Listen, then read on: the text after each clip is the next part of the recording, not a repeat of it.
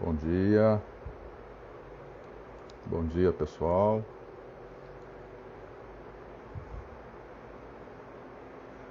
Vamos aqui dar início a mais um bate-papo, mais uma conversa com o nosso amigo Adriano Holanda. Bom dia quem está chegando.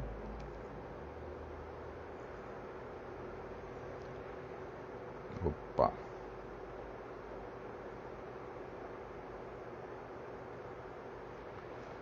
Chamar meu amigo aqui. Mais um papo.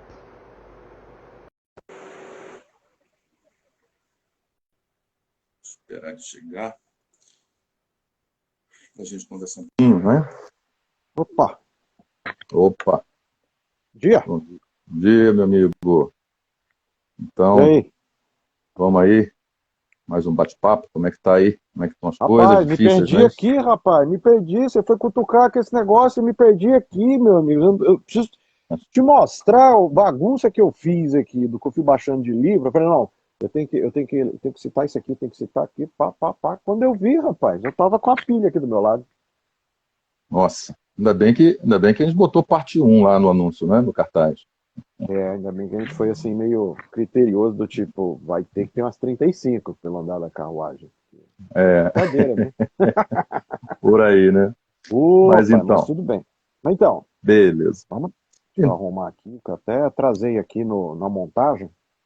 Vamos lá, Ajusta o foco. vamos lá. Legal, então, vamos aqui, né? Fazer mais um bate-papo, né? Acho que sempre também é importante, né, Adriano, assim, a gente lembrar, né? Esse momento difícil que a gente vem vivendo e, de Certeza. alguma forma, também nunca deixar de expressar aí a nossa tristeza, nossa solidariedade com tantos momentos difíceis aí, vividos por todos, tantas perdas, e também expressar nossa indignação, né, nosso repúdio com como as coisas estão Principalmente, né? acontecendo no nosso país, né? Então, acho que é sempre bom a gente, né, frisar isso para, né, deixar claro também a nossa posição, né? Mas então, a gente combinou aí de Vamos lá. conversar um pouquinho sobre esse tema, né, que nós chamamos de movimento fenomenológico, né? Isso. E E eu tive pensando, estava até pensando agora há pouco aqui, quando eu estava aqui me preparando para a gente conversar, eu falei, por que a gente não chamou de fenomenologia? A gente chamou de movimento fenomenológico. E aí, eu não sei como é que você vê, te passo a bola, mas eu fico com a impressão de que movimento fenomenológico dá uma conotação assim de uma coisa mais aberta, né? Uma coisa assim, mais, um campo, né? Um conjunto de ideias, né? Uma coisa mais de fluxo, de conjunto de ideias, de campo, de pensamento, do que efetivamente de uma linha, né? Efetivamente de uma corrente, uma coisa mais dura, né? Fico com essa sensação que, né, a expressão movimento tem a ver com isso. Você concorda? Tem a ver com isso também? Cara, começou com uma pergunta boa, porque eu tava exatamente matutando aqui e pensando, cara, esse é um papo que precisa ser longo, mas ele é crucial para a gente dar contexto, né? E foi até bom, porque quando eu estou preparando uma disciplina, né, vou dar uma disciplina de fenomenologia na pós, agora em abril, estava pensando, e assim, sempre batendo cabeça, por onde a gente começa? Acho que a pergunta é essa, por onde a gente começa, né? Porque, no fim das contas, para ser coerente, inclusive com a proposta como eu penso pesquisa, como eu penso fenomenologia, eu posso começar por qualquer lugar, né? Mas acho que essa tua pergunta, para começar, vou aumentar ela um pouquinho mais e dizer assim, por que não fenomenologia? Acho que é sempre uma questão que nos coloca, né? Questão do plural. Eu concordo contigo, eu acho que a questão fundamental, acho que pensar em movimento, eu estava até pensando assim, qual item que eu vou colocar lá? A gente vai ter que fazer um papo sobre história, um papo sobre construção, aí você fala em movimento, escola, né? Você vai encontrar isso também na literatura, escola, né? Escola da fenomenologia. Daqui a pouco eu vou apresentar para vocês aqui algumas propostas, inclusive, de bibliografia, e assim, me comprometendo que na hora que a gente postar aqui o vídeo, logo que a gente postar aqui o vídeo depois da live, eu vou postar aí num comentário uma lista de referências. Eu acho que vai ser bom pro povo, né? Que aí eu vou mostrar aqui, vou referenciar aqui e depois a gente explicita. Eu acho que eu gosto da palavra movimento porque ela estende, né? Eu estava até pensando assim, pô, será que uma história estendida da fenomenologia, será que a gente precisa de uma coisa assim? Eu acho que sim, sabe? Porque você tem que pensar um antecedente, você tem que pensar precursores, você tem que pensar, fazendo uma analogia com a temporalidade, né? Você tem que pensar protensão, né? Você tem que ter retenção, proteção, né? E o presente vivo. Você tem que pensar os promotores, os desenvolvimentistas e depois podemos pensar aí legado, influência, enfim, desdobramentos. Aí quando você vai para a palavra, se você for parar para pensar, você tem um mundo se descortinando aí, né? Então eu gosto da ideia do movimento, até para marcar um elemento que me parece central, e para nós vai ser central para a gente, por exemplo, discutir esse lugar da fenomenologia, e até para a gente entender por que que no cenário brasileiro hoje, por exemplo, só para pensar no Brasil, você tem, surpreendentemente, um cenário cuja característica não é de unidade, não é de uniformidade, mas é paradoxalmente de conflito, de não diálogo. Você tem sectarismos, você tem pulverizações, né? Não estou mentindo, né? A gente é mais fácil a gente ter dificuldade de interlocução com eventuais outros leitores, né? Claro, estou falando no contexto geral e estou falando basicamente dentro do contexto psicológico que se apropria da fenomenologia como uma coisa mais de prerrogativa de escola psicológica propriamente dita, que seria um erro de interpretação, né? Mas falta, eu acho que exatamente por não conhecer um pouco desse legado, dessa estruturação, desse caminho, dessa ideia de movimento, que eu gosto da ideia de movimento, a gente se perde um pouco nessa, né, dialética toda. O que você acha? Bom, concordo, eu acho que só aí você já falou aí algumas coisas que realmente eu acho que você tinha falado 35, né? Eu acho que é daí para mais. 35 para mais, porque Só- só hoje eu separei 10 livros aqui para mostrar, 3 para Então, referenciar. uhum, é por aí. Mas então, Adriano, então, eu acho que é um ótimo começo, né? Concordo com você. Realmente eu vejo por aí, eu acho que realmente a ideia de movimento expande, né? E eu acho que essa expansão, bem como o que você falou sobre a questão da própria temporalidade, né? Que na verdade isso envolve uma temporalização mais ampla do ponto de vista histórico, não só dos aspectos né, e precursores, mas também dos predecessores, né? Aquilo que se desenrola e se desenvolve a partir, né, desse movimento. Eu acho que isso tem tudo a ver com pluralidade. Uhum. Mas o grande problema, me parece, pelo que você falou, não sei como é que você vê isso, mas o grande problema me parece que isso que em tese não deveria ser um problema, né, do ponto de vista de correspondência ao movimento fenomenológico, de correspondência a uma própria a um próprio questionamento e uma ruptura com uma perspectiva, né, assim, da chamada ética dos fatos, né? A ética dos fatos, ou seja, uma compreensão de que a realidade é um fato, né? De que as coisas são fatos, tudo bem? Algo né, que o movimento fenomenológico vem trazer um convite a um olhar para isso com carinho, né? Ou seja, uma espécie de determinação das coisas em si, né, as coisas como fatos inequívocos, né? E esse próprio questionamento, essa própria reflexão sobre essa ética, né, que se dirige mais a uma outra compreensão, né, de mais correlação, mais correlacional, né, dessa interligação, né, de mundo e quem o vê como vê, dessa consciência, essa relação dialética, né, consciência e mundo, né, isso por si só é propício dessa pluralidade, né? Uhum. Agora, pelo que você fala, a sensação que eu tenho, e eu queria te ouvir quanto a isso, a sensação que eu tenho é que o maior problema não é a pluralidade, porque isso seria uma decorrência absolutamente compreensiva desse movimento. Mas a própria, aí sim, mas eu diria que essa própria, como você falou, né, uma espécie de, não sei se deturpação, mas talvez de uma apreensão talvez um pouco, às vezes, passionalizada desse legado, e aí essa pluralidade acaba se desdobrando para uma relação aí sim, excludente, né, e aí, né, dicotomizada, de uma dialética de não diálogo, e sim de um sectarismo, como você falou, e aí gera todos os problemas, que eu acho que aí sim chega, né, no que você falou, numa, às vezes, dificuldade de diálogo, né. Então eu vejo um pouco por aí, como é que você acha? Eu acho que a pluralidade não é um problema, porque isso é muito Sim, fiel à própria, né, compreensão do sim. questionamento da ética dos fatos, né, das coisas. Isso é um fato inequívoco. Não, isso, né, há espaço aí pra, né, para a maneira como as coisas são observadas, né, porque existe uma relação direta entre o observador e o objeto visto, né, essa chamada correlação fenomenológica. Como é que você vê isso?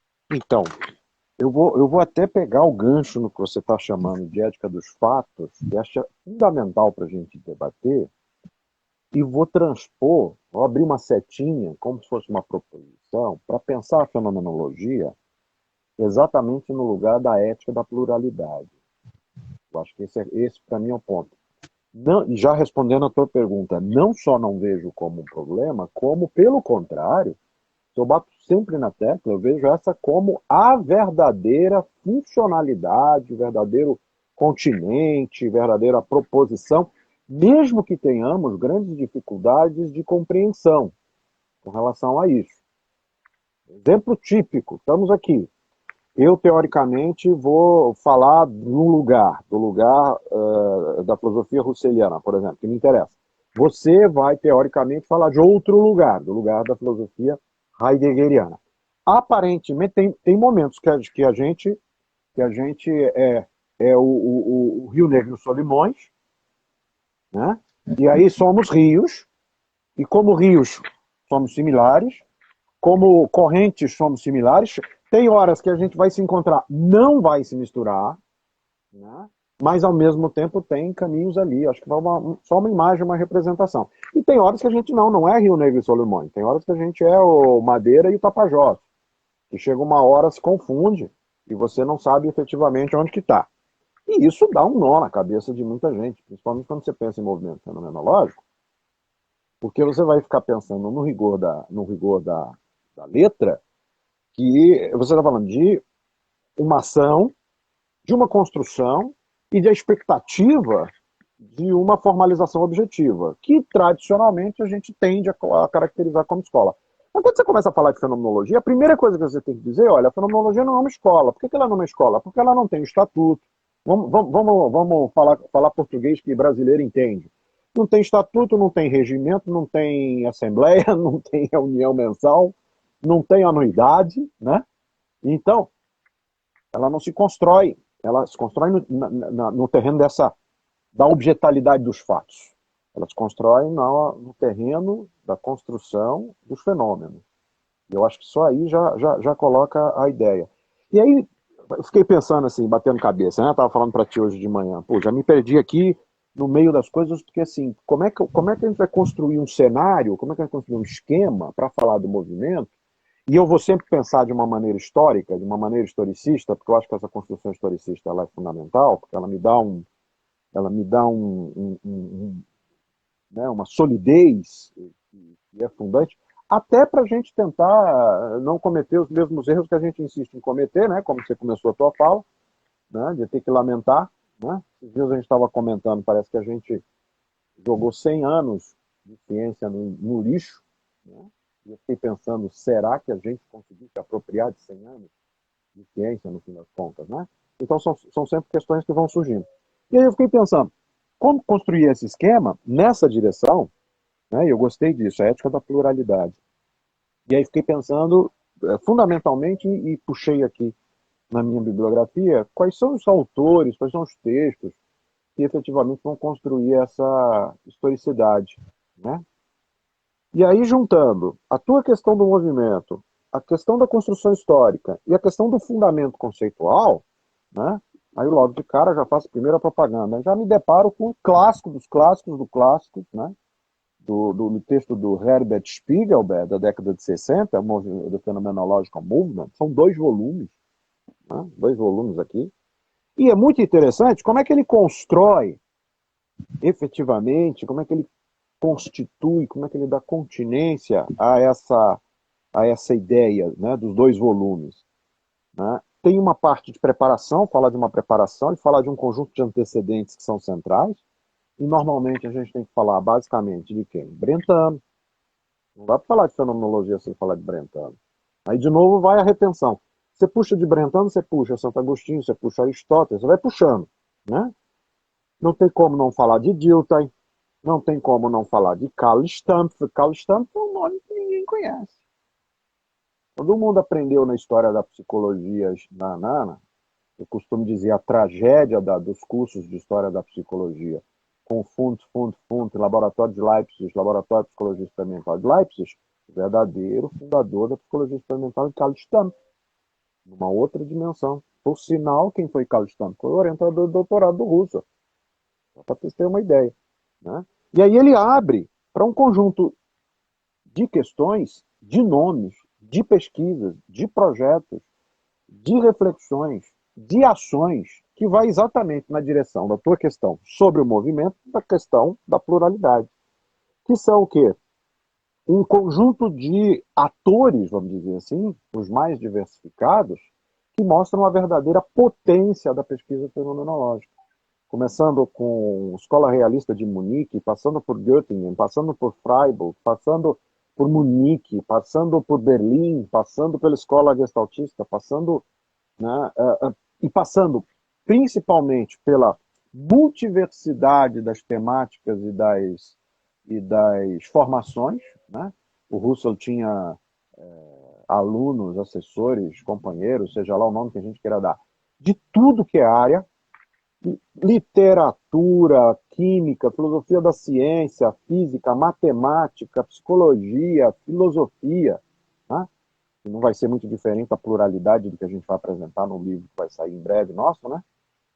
Tinha uma pluralidade e uma diversidade absurda, isso é uma coisa mais linda, de genealogias históricas, de culturas, né?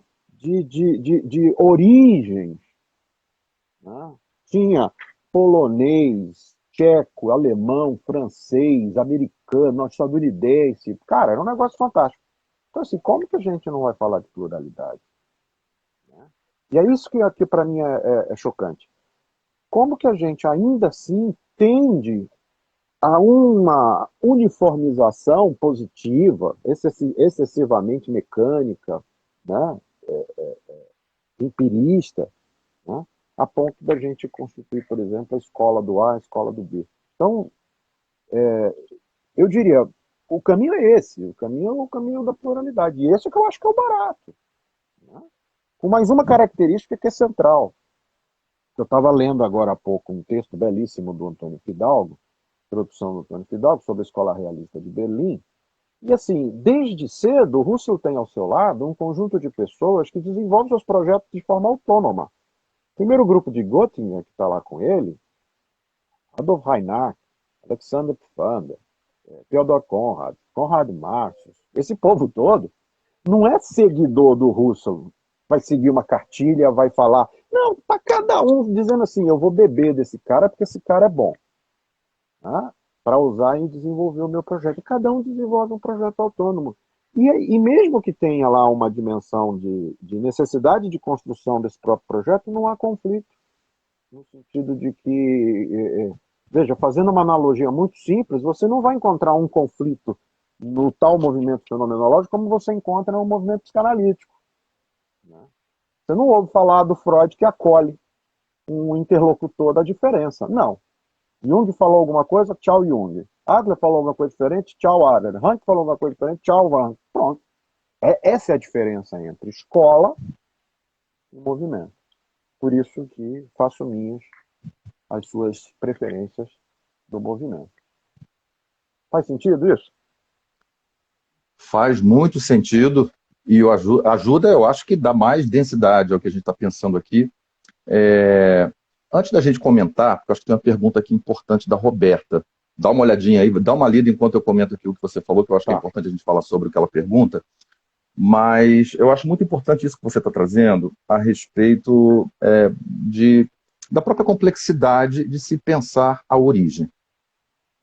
Né? A própria complexidade de se pensar a origem do movimento fenomenológico na medida em que, como você falou, a gente não tem como não recorrer a Brentano do ponto de vista, né, das próprias instigações fundamentais que movem Russell, bem como também todo o resgate a partir daí, né, de Brentano aos gregos, a Aristóteles, enfim, a Agostinho, a Tomás, e são questões que eu acho que realmente estão presentes. Então, assim, eu acho que isso que você traz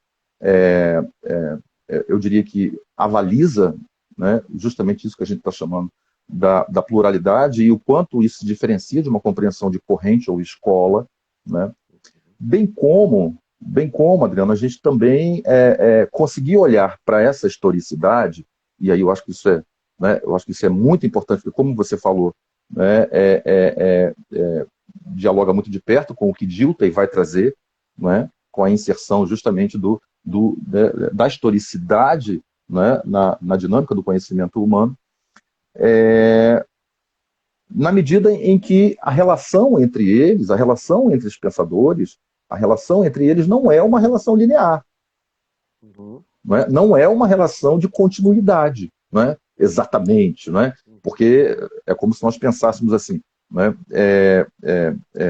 A influenciação não se dá por uma correspondência linear exclusivamente, não é? Eu posso me influenciar por alguma coisa do modo que isso me faz pensar algo diferente disso, né? E isso se dá a partir de uma instigação, né? A partir de um determinado tipo de interação influenciativa que a gente acaba tendo e isso, né, daí se desdobra para outras coisas. Então, a própria ideia de não linearidade, a própria ideia, né, de historicidade enquanto uma não sequência lógica, uma não linearidade de causa e efeito, permite, né, eu diria que viabiliza essa pluralidade, né, no seu sentido mais amplo mesmo. Né? Daí que vem as ideias de quê? As ideias dos desdobramentos, dos ultrapassamentos, né, das superações, que não necessariamente, né, estão aí numa relação de hierarquia, né, de sobrepujamento valorativo. Né? Então, eu acho que tudo isso que você trouxe justamente fomenta, consolida o que a gente está falando, de que essa compreensão é uma compreensão histórica, é uma compreensão circular de múltiplos elementos e que essa própria relação entre eles, ideias e autores, já dá essa pluralidade, né, a partir dos múltiplos desdobramentos, por exemplo, também, né, a partir de Russell, né, com Ponty, com Heidegger, com outros pensadores importantes da fenomenologia, e que, de certa forma, se afetam, né, por esse movimento desenvolvendo, né, os seus percursos. Por aí? E também eu acho que é importante a gente falar sobre essa pergunta da Roberta, não é?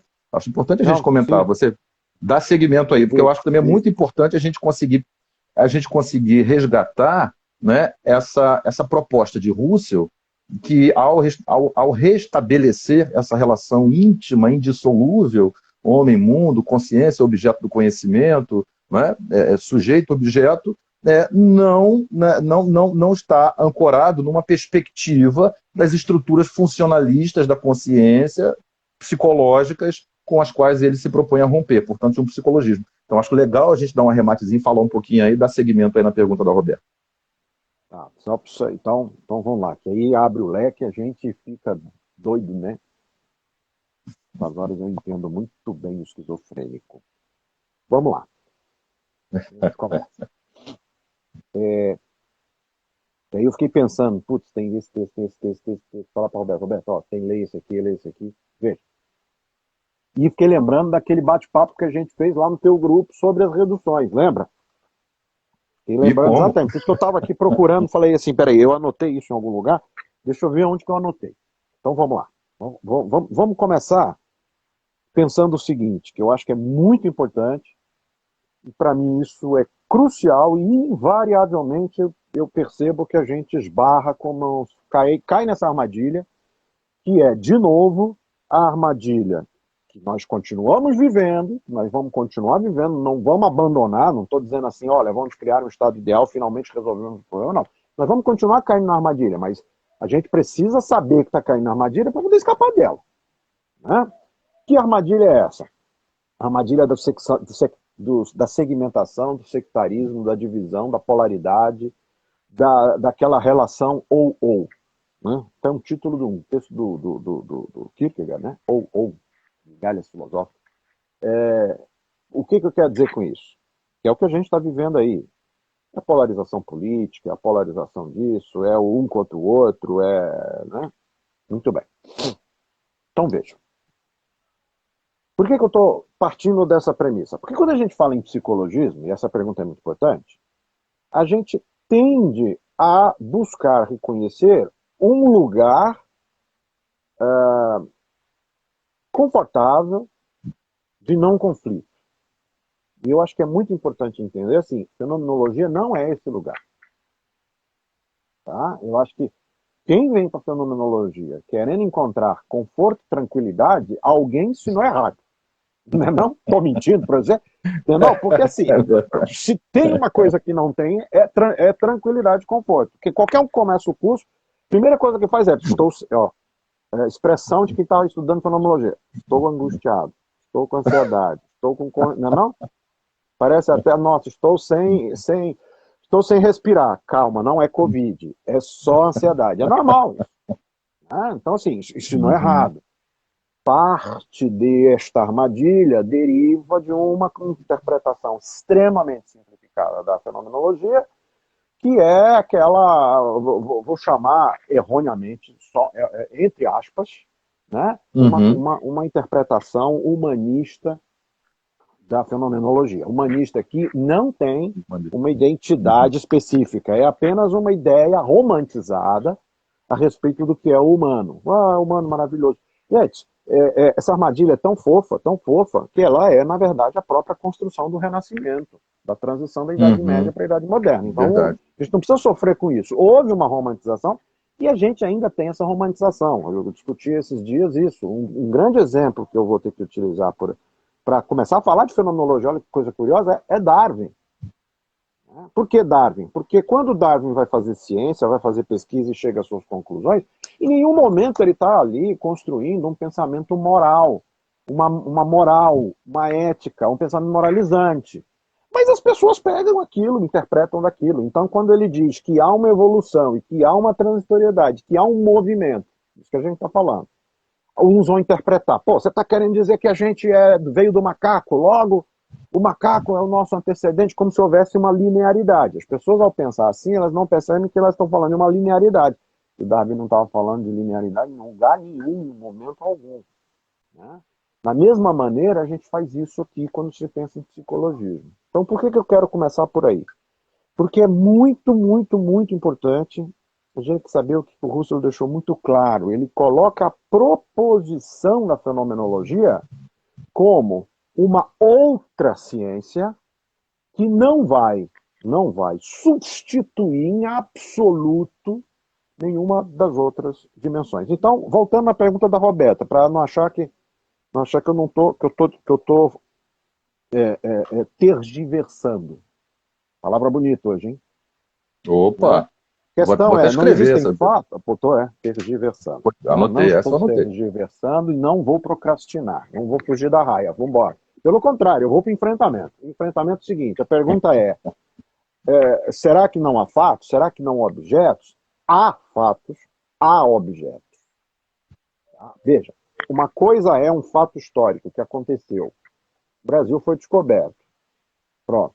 Isso é um fato histórico. O Brasil, um belo dia, né, ele aparece no cenário. Outra coisa é o significado deste aparecer, e outra coisa é o que se faz com este significado. Então, há fatos, há objetos, há. Tá? Então, isso é muito importante. Primeira coisa. Né? Por que eu estou chamando a atenção para isso? Porque o lugar dos objetos físicos concretos é o lugar das ciências naturais. Ponto. Eu não vou me meter com as ciências naturais se eu não for um cientista natural. Mas eu posso tranquilamente ser um cientista natural. Tá?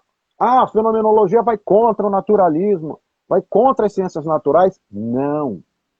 Ela vai contra a representação naturalizante da dimensão do objeto subjetivo, que pela sua condição de ser histórico, colocado no mundo, etc, etc, etc, né, ele transcende a mera condição de objeto físico concreto.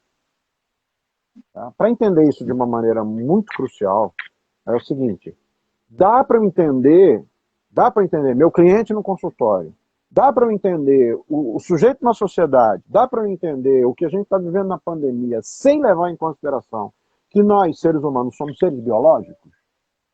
Não dá. Então nós somos, ou em outras palavras, vamos usar palavras fenomenológicas, dá para eu entender dá para eu entender a mim mesmo sem ser um corpo? Não, eu sou corpo também.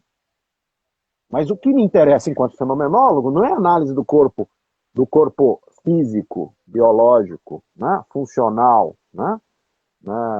Me interessa um corpo que transcende essa biologicidade e entra nessa dimensão mundana que eu vou chamar de corporeidade. Então, assim, tudo isso para dizer que, no fim das contas, o Russell ele é muito sensível ao colocar, por exemplo, e isso ele coloca ao longo da sua obra, né, ele praticamente subdivide o terreno do saber em 4 grandes dimensões. Né? Então, a dimensão das ciências naturais, que toca os objetos concretos físicos, a dimensão das ciências eidéticas, que é outro pepino do tamanho de um bone, que o povo não entende. Não se preocupa, a gente também não entende, tá, gente? Eu entendo. Aqui a gente vai ficar falando, eu só estou falando que eu anotei aqui bonitinho. Se eu falar de cabeça, eu não vou também explicar direito. A dimensão, né? Não é verdade? Vamos falar português, claro, botar os pingos nos is, né? Ou seja, há um conjunto de ciências que fala dos aspectos gerais dos objetos. Existem aspectos gerais dos objetos? Sim, existem aspectos gerais dos objetos.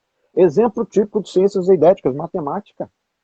Matemática. Um físico como Einstein não faz pesquisa experimental, faz pesquisa eidética.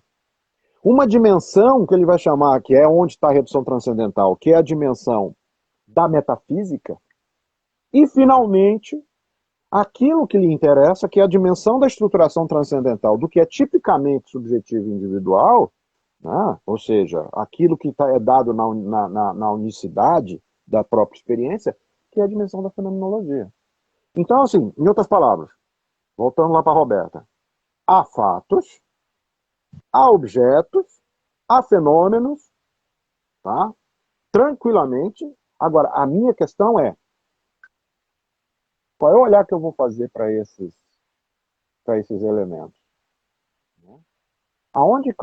Em que lugar eu coloco, por exemplo, a condição da subjetividade ou a condição da consciência?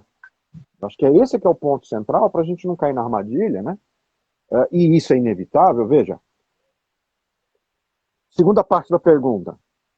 O que vai ser psicologismo no final? Psicologismo vai ser todo e qualquer reducionismo da dimensão subjetiva a um determinado conjunto de lógicas que são explicadas por leis, né, pré-definidas, psicológicas. Pronto.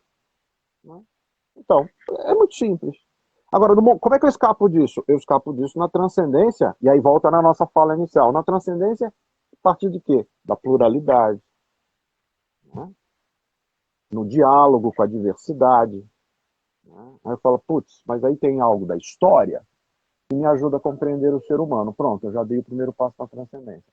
Tem algo da filosofia que me ajuda a compreender o ser humano. Pronto, já dei outro passo para a transcendência. Tem algo da biologia, assim sucessivamente. Tem algo da sociologia, tem algo da política, tem algo da economia. Né? Pelo menos é assim que eu tento entender. Até para tentar, né, apaziguar um pouquinho o sofrimento que está aqui dentro. Porque senão a gente, né? Você acha que faz sentido isso daí?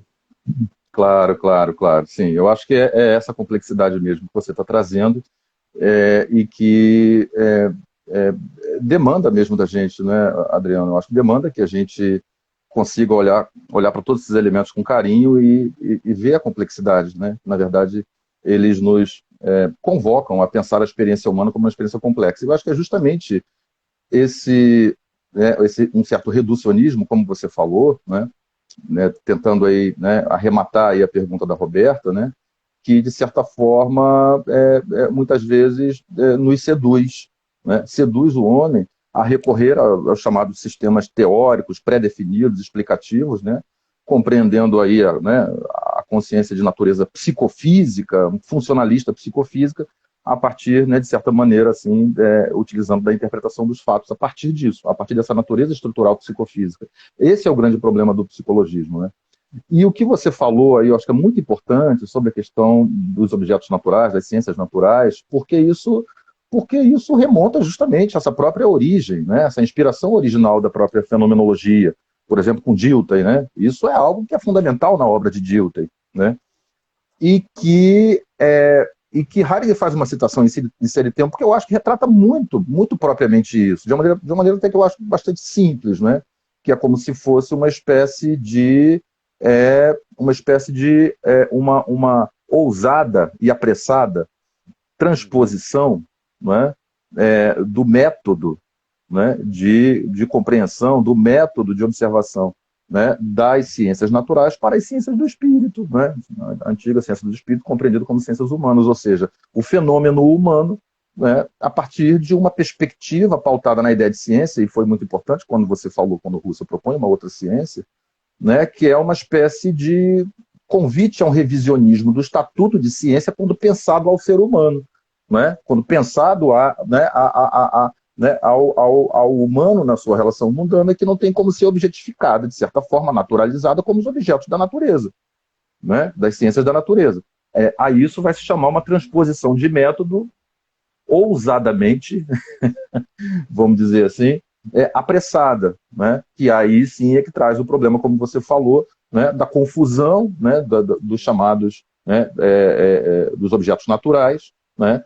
E aquilo que a gente vai entender como sendo característico das ciências humanas, ou seja, né? Da questão do espírito humano, né? Então, eu acho que é importante você, né, trazer isso, porque a pergunta da Roberta, eu acho que, né, amplifica a possibilidade para a gente dizer, olha, não é bem esse o problema, mas a questão é a gente compreender esses estatutos, né, vamos dizer assim, esses diferentes estatutos dos campos de pensamento, e que essa transposição, muitas vezes naturalmente feita, né, cotidianamente feita, que aí sim a gente vai chamar de um reducionismo objetificante, destituindo o caráter subjetivo, né, que inevitavelmente se faz presente, né, a própria questão do corpo, como você falou. Somos um corpo biológico, evidentemente somos um corpo biológico, e isso explica muito do que está acontecendo hoje no momento pandêmico que a gente vive, né? Só que de modo dialético, somos um corpo biológico, mas somos uma corporeidade, um corpo subjetivista, um corpo de natureza subjetiva, concomitante, cooriginária, e que dá a noção de corporeidade, né? E que não fica, portanto, na dimensão do corpo biológico, né? Ou seja, não se reduz exclusivamente ao corpo biológico, né? Então, assim, eu acho que é justamente essa a compreensão fundamental. E eu acho que aí sim a gente está falando da pluralidade. Isso é a afirmação da pluralidade que a gente falou de início. Ou seja, a pluralidade, eu acho que ela, de certa maneira, anuncia a questão fundamental, que é a questão do método, né? Que aí sim, mais uma vez, a gente retorna ao movimento inicial fundamental de Russell, né? Porque o método, né? O caminho que nos leva a algum lugar, a ideia de método no seu sentido mais fundamental, né? O caminho que nos leva a algum lugar, esse caminho ele não pode estar destituído, né? O caminho que a gente perfaz não pode estar destituído do objeto ao qual estamos relacionados naquele momento, né? E eu acho que a fenomenologia seria uma espécie disso também, né? Eu acho de modo assim talvez um pouco mais simples, como se fosse assim, olha só, o objeto humano, né, vamos dizer assim, demanda um caminho específico de investigação do humano, que não esse do natural, né, que é um outro caminho das ciências naturais. Então eu acho que é um pouco por aí também, né, que o Russell tenta clarear e delimitar alguns campos importantes de diálogo. O que você acha? Você acabou de dar uma excepcional aula de introdução à metodologia científica que a imensa maioria dos nossos colegas não tem. Que é a coisa mais simples e basal, né? Exatamente. Não há caminho destacado do objeto. Não há Verdade e método. método. Verdade e método. Não, nem precisávamos ir para Gadamer, né? Aliás, estou falando pior aqui. Veja, é o básico da metodologia científica que a gente ensina e aprende errado. Na faculdade, no colégio, não é? a gente aprende que tudo é método. E primeiro vem o método, né? Então vamos fazer aí a analogia, já que você trouxe verdade e método do Gadamer, né? Vamos lá. Tudo é o discurso sobre o método. É Descartes. Não é à toa que é discurso do método. Discurso sobre o método. E aí nós nos encastelamos no método. Por que eu tô brincando com esse negócio que você deu aula fantástica, que é o grande pepino? É o pepino que o povo que vai fazer mestrado, doutorado, fica lá, dando um burro em ponta de faca, do tipo, que tipo de metodologia eu vou saber? E a resposta mais básica que eu dou para ele é, como é que eu vou saber qual é o teu método se você não me definiu o teu objeto primeiro? Né? Agora, por que, que a gente faz essa inversão e por que, sim, estou dizendo, vai ficar gravado aqui, por que que todos os programas de pós-graduação são absolutamente esquizofrênicos? Porque eles te pedem que você defina a priori um método de uma pesquisa quando a pesquisa não está pronta, quando o esboço da pesquisa não está pronto. Né? Claro, de vez em quando você tem um esboço de pesquisa pronto, você tem um objeto pré-definido, você já está, né, num caminho e aí a metodologia ela aparece, para usar uma terminologia fenomenológica. Mas então não há esse destaque. Né? Por isso que eu vivo brincando com o povo assim, pô, o pessoal pede pré-projeto para entrar no mestrado. Aí eu falo assim, pré-projeto, peraí, projeto já tem o pré dentro dele, então você está pedindo um pré-pré. Como se, gente, isso é surreal. Isso é um negócio, pô, o povo não para pensar. Veja, eu tô brincando com a linguagem aqui. Né? Então, assim, a proposta russeliana, e isso é muito importante, a vida inteira, o Russell ficou tentando construir o seu método, depurando o seu método. Os elementos que estão na fenomenologia são elementos, e é por isso que ela é confusa, são elementos preliminares de algo inacabado e eventualmente inacabável. Agora estou indo para aspas. Eventualmente é isso, é inacabável. Né? De uma coisa chamada fenomenologia. Né? E aí, voltando, fazendo as amarras com o que você está trazendo. Essa era a proposta original do Dilthey, do Brentano, do Stumpf, que é o seguinte, gente, para observar este objeto específico aqui, ser humano, né? Sujeito ativo no mundo, em contato constante com o mundo, mergulhado numa historicidade, objeto de cultura, né? Transcendente na sua própria subjetividade, eu tenho que vê-lo, né? A partir de um caminho que não é o mesmo caminho que eu tenho da observação direta, né? Aparentemente isenta, que eu faço com os objetos físicos. É nesse sentido. Né? Então, assim, perfeito isso daqui, perfeito. Que você não só você deu uma aula perfeita de metodologia, como deu uma aula perfeita de fenomenologia, que as duas coisas se confundem. Eu preciso definir claramente meu objeto. Caso contrário, eu inverto a posição, né? Eu saio, é assim que eu vejo fenomenologia. Fenomenologia e é o conceito de intencionalidade, é a direção para um objeto. Então, meu foco é meu objeto. Depois que eu foco no meu objeto, eu estabeleço o meu movimento de ir e vir na reflexão. Né? Mas se eu não faço esse movimento preliminar, a minha tendência qual vai ser? Vai ser retornar para uma reflexão de anterioridade, portanto, ao a priorístico, ao que já está dado. E o que já está dado? A metateoria já está dada, a ideologia já está dada, as ideias prévias já estão dadas, as culturas definidas já estão dadas, os costumes já estão dados. Né? As ideias prontas já estão dadas. Então, a minha tendência é eu fazer aquele movimento cartesiano de pensar apenas aquilo que já está pensado e reificar o pensado, que é o que a imensa maioria das nossas dissertações de mestrado e doutorado fazem por aí, né? Eu digo aquilo que já foi dito de uma outra forma. Bom, maravilha. Eu avancei na ciência nesse aspecto? Não.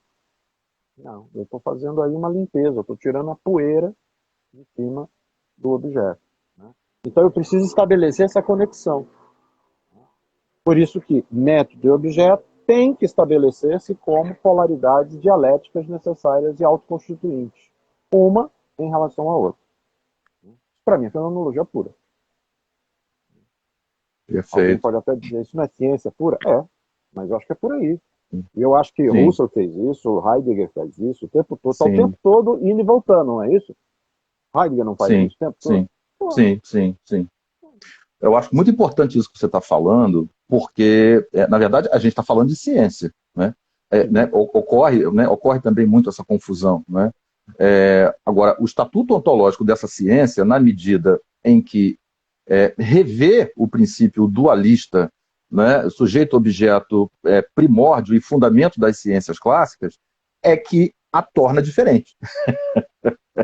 Não deixa de ser ciência, né? É a questão do método. Então, assim, eu acho que isso que você está falando é muito importante, bem como, Adriano, a questão do inacabamento, uhum, né? A questão do inacabamento, porque eu não sei como você vê isso, mas eu vejo como sendo, assim, isso é um desdobramento, na minha opinião, inevitavelmente fenomenológico, não é? Porque se a gente está falando da reinserção, né, da dimensão histórica do conhecimento, no ato de conhecer, no ato de pensar, né? Se nós estamos falando, e aí vou eu levantando bola para você, se nós estamos falando lá, né, no conhecimento pensado por Russell no seu fundamento como, né, como um movimento do vivido, um movimento né, de preenchimento intencional pelo vivido, a experiência do vivido, o Lebenswelt, o mundo vivido, né, que não tem como dialeticamente se separar do meu entorno, do Umwelt, né, do mundo do entorno, da chamada circunvizinhança, né? Então, isso não é separável. E que essas dimensões são circunscritas dialeticamente pela dimensão, né, do mundo compartilhado, do Mitwelt, a gente está falando de uma processualidade. Né? A gente está falando de uma processualidade. Então, a sensação que eu tenho é que isso traz como consequência absolutamente, né, natural de um processo histórico, né, de uma compreensão histórica do real, a questão do inacabamento. Em última instância, a gente está falando da processualidade, né? Do caráter processual do conhecimento. Falar do caráter processual do conhecimento é falar do caráter de inacabamento. uhum. Né? Então, assim, eu acho que isso é muito bacana, porque quando você traz aí os problemas que a gente, às vezes, se depara com a pesquisa, né? A pesquisa acadêmica, eu diria que um dos problemas é justamente esse, né? Né? Porque essa reprise que você falou que é feita, e muitas vezes é a própria ratificação, né, daquilo de onde se parte, então, na maior parte das vezes, a pesquisa acaba não sendo, né, um fenômeno de caminhada, de ultrapassamento, inevitável ultrapassamento, né? Mas uma ratificação de onde se parte. E aí o que a gente tem? A gente tem uma espécie do ponto de vista fenomenológico, uma espécie de deturpação original do próprio método. Não é? Porque se eu afirmo de onde eu parti, significa dizer que eu rompi com isso e não o tornei um objeto de conhecimento histórico, que é o fundamento fenomenológico, a questão do historicismo, né, com uma gigantesca contribuição, dentre outros, principalmente de William Dilthey. Então, assim, eu acho que isso realmente é um desafio.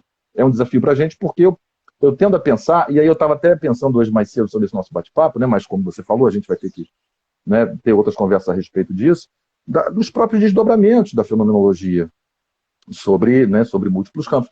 A gente está falando da educação, Uhum, não é? uhum, A gente está falando de um certo revisionismo que, de certa forma, né, o campo educacional, as perspectivas fundantes, né, da educação, né, nessa dimensão mais dual, do conhecimento objetificado, né, dessa dimensão do ensino enquanto transporte e tudo isso, né, nós estamos falando de importantes, né, pensadores, né, do século XX, que, de alguma forma, não tem como a gente não identificar influências desse grande movimento, desse grande campo revisionista, né, de como as ciências se fundam numa perspectiva clássica de ruptura sujeito-objeto.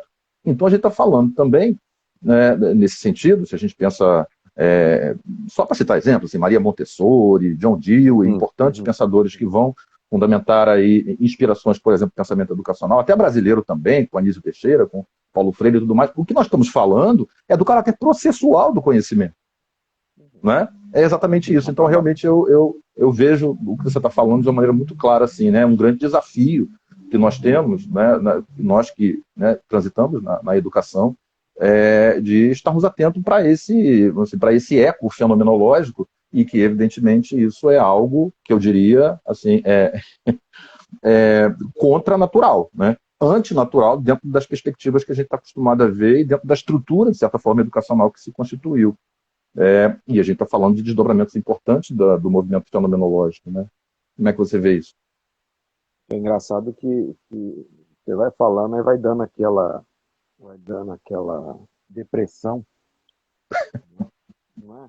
Vai dando aquela depressão, porque assim, a gente fala aqui o tempo todo de processual, dialético, inacabado,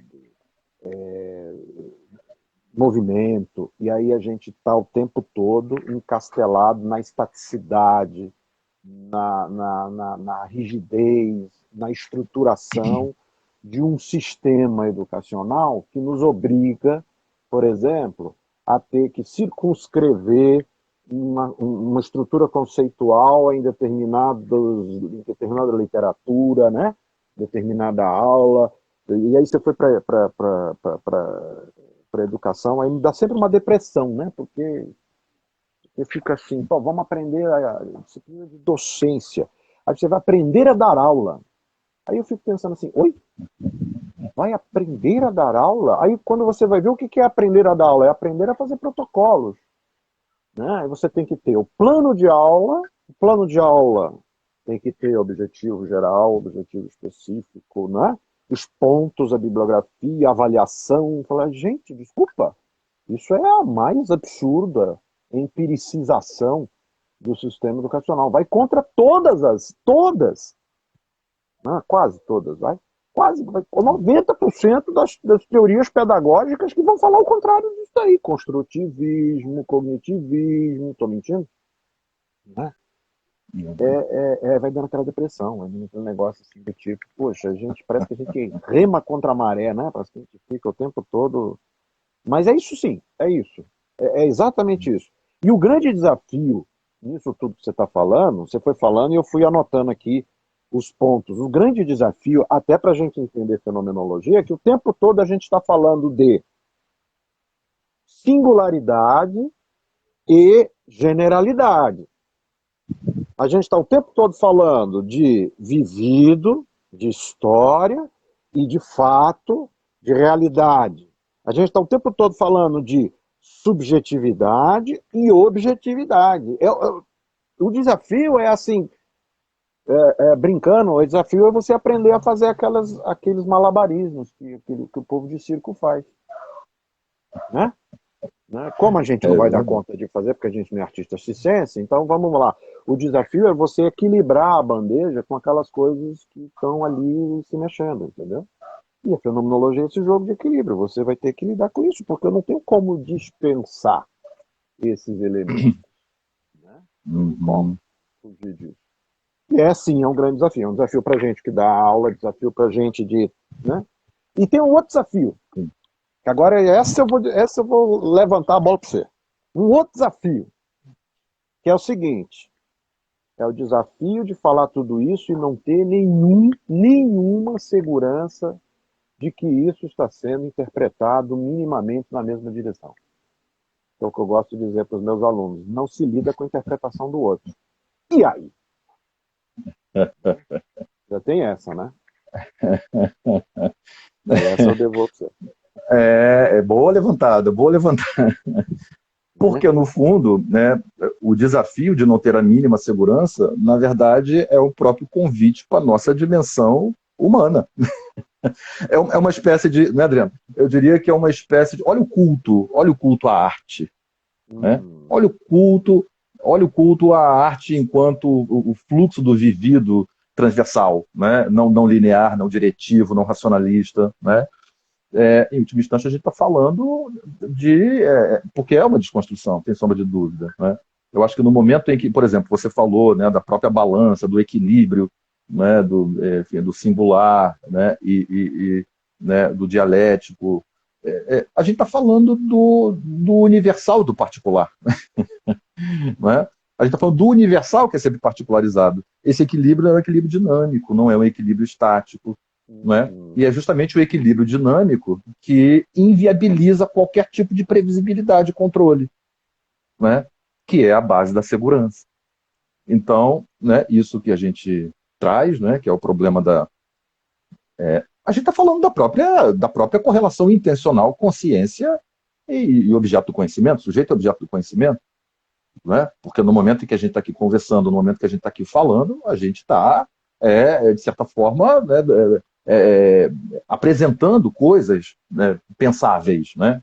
Objeto do conhecimento, enquanto aquilo que está sendo ouvido, que está sendo ouvido da forma possível, que está sendo, né, que está sendo uma espécie de legitimação existencial a partir do intencional da relação que se dá entre quem escuta.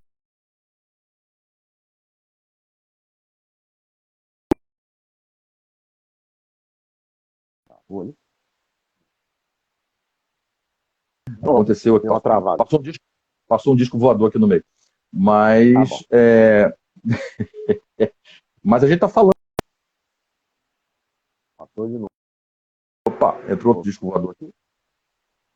Né? A gente está Rio de falando Janeiro dessa. acontece. Rio de Janeiro é isso. Mas a gente está falando dessa insegurança permanente. Não tem seguro. Não tem Né? seguro. Não tem seguro. Não tem seguro. Perfeito, é isso aí. É um drama, viu, É. gente? Vocês estão escutando aí, não pensa que a gente está aqui rindo, a gente está rindo de nervoso, viu? Aham. A gente está rindo de nervoso, né? Eu não sei, eu acredito que para o Crisóstomo da mesma maneira, mas para mim essa sensação, esse sofrimento decorrente desse inacabamento, porque tem um sofrimento embutido aí, essa ansiedade que às vezes tira a minha respiração, paradoxalmente, na medida em que ela me puxa para um cansaço, né, para um puxa vida, também impulsiona do tipo, vamos embora, vamos correr atrás, vamos tentar Sim, descobrir, né? sim, E é um sim, sem desafio. dúvida, sem dúvida, sem dúvida. Por isso que eu acho que essa ideia eu não sei como é que está o nosso tempo aí, por isso que Temos 2 minutos, temos 2 minutos. Opa, meu Deus, 2 minutos, ainda bem que a gente pensou no parte 1, né? Então aqui virou É assim, verdade. vamos provocar o problema. Pronto, provocamos o problema.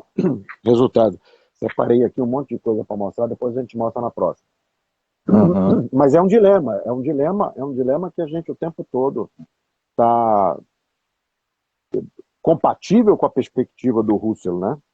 Para mim, eu diria assim, para eu finalizar e te passar, para você fechar, duas coisas. Acho que a grande questão do Russell, grande prerrogativa da fenomenologia russeliana é o eterno recomeço. Está o tempo todo, né? Ir às coisas mesmas é um eterno recomeço, né? Essa é uma coisa, né? E uma coisa que eu sempre gosto de dizer para os alunos, olha, tem uns 20 anos que eu leio isso aqui tudo, acho que eu entendo mais ou menos alguma coisa, tanto que tenho a empáfia e a vaidade suficiente para poder escrever alguma coisa, né? Porque isso é dizer algo sobre algo é achar que você sabe, mas é impressionante, a cada vez que sai uma introdução à fenomenologia de qualquer autor, eu pego esse texto e leio esse texto como se eu não soubesse absolutamente nada. E é impressionante como eu descubro uma coisa nova. Impressionante. Então eu acho que é esse espírito mesmo da fenomenologia. Faz sentido isso para você? Faz total sentido, não é à toa que vai dialogar aí com um grande pensador também, que faz fronteiras importantes com o campo fenomenológico, com o campo do existencialismo, que é o Nietzsche, o eterno retorno de Nietzsche, né? Olha, Bem como a própria finitude de Heidegger, né? A gente está falando da finitude, né? A gente está falando da finitude enquanto um exercício de findação e finação. É um eterno recomeço porque são eternas mortes, e mortes simbólicas e nascimentos simbólicos. É sempre um estar lançado numa nova experiência, num novo momento, de uma nova forma. Né? Então, esse é o eterno retorno, essa é a finitude, esse é o eterno recomeço. E é assim que deve ser, penso eu, do ponto de vista das inspirações fenomenológicas, como você falou. É se permitir estar em processo, é se permitir estar no caminho. Né? Eu acho que essa é a grande vocação fenomenológica. Né? É claro que isso não é simples, porque a gente nasce, cresce e vive na perspectiva da busca de chegar nos destinos, do saber as coisas, não dar conta das respostas, mas eu acho que isso é realmente um desafio permanente. Bom, vamos fechar Deixa de aqui, ser, porque deixa de ser paradoxal isso, né? E assim, para a gente fechar, né? Eu acho que para a gente não cair também num relativismo e num hum, abstracionismo, né?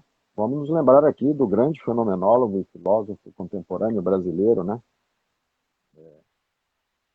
Que seja eterno enquanto dure. isso, Ah, grande. grande Vinícius de Moraes, vamos embora, né, ué? Seja. Isso.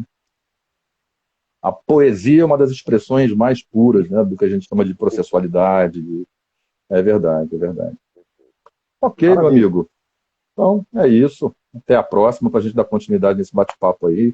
Obrigado a Lembrando, todos aí pela lembrando o pessoal que presença. está aí, save the date, já temos a data do congresso, está aí no nosso feed, está no feed aí, já colocou no teu, né, Pepe? Se não colocou, Já, coloca já lá, coloquei, já tá coloquei. lá. Save the date. Semana que vem o site com as inscrições vai estar disponível, tá? Para todo mundo. E Perfeito. aí vão estar também as informações e eu tenho certeza que vocês serão surpreendentemente, positivamente surpreendidos com a galera que vai estar com a gente. Muito Vamos bom, seguir. certamente. Vamos seguir. Meu amigo, ótimo dia, ótimo restante de semana. Cuide-se, todos cuidem-se. Precisamos muito disso. E até a próxima. Valeu, gente. Falou. Tchau, tchau, tchau, tchau.